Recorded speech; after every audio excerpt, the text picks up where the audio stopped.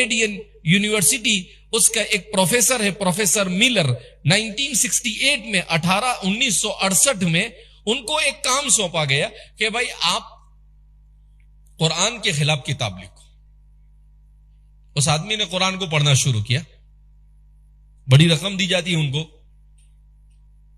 ہوا کیا، 10 سال تک اس نے قرآن کو پڑھا اور 1978 میں اسلام قبول کر لیا۔ کیا کہتا ہے وہ؟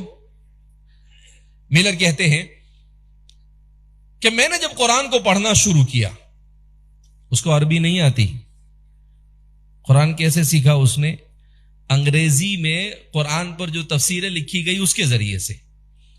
کہا میں نے جب قرآن کو پڑھا تو مجھے تعجب ہوا کہ ایسی حیرت انگیز کتاب تو دنیا میں نے کبھی پڑھی نہیں، جس میں انسان کی زندگی کے تمام مسائل کے حل بیان کیے گئے ہو، انسانی معاشرے کے لیے کانسٹیٹیوشن آف لائف۔ کیا مطلب؟ ہر ملک کا ایک قانون ہوتا ہے۔ کہا یہ دنیا میں آنے والے ہر انسان کی زندگی کے لیے اگر بہترین کوئی دستور ہو سکتا ہے تو وہ ہے کتاب اللہ اور سنت رسول اللہ۔ وہ اسلام میں آئے، اسلام قبول کیا، اسلام کے داعی بنے، اور پچھلے تقریباً 45 سے 50 سال سے مسلسل لوگوں کو اسلام کی دعوت دے کر ہزاروں لوگوں کو اسلام میں داخل کر دیا۔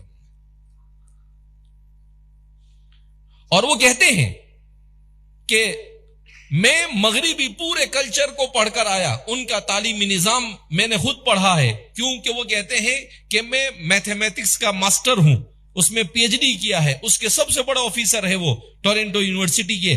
اور وہ کہتے ہیں کہ میں فزکس کا بھی ماسٹر ہوں، مگر اس پورے سسٹم کے اندر میں مجھے انسان کو انسان بنانے کا کوئی طریقہ نہیں ملا۔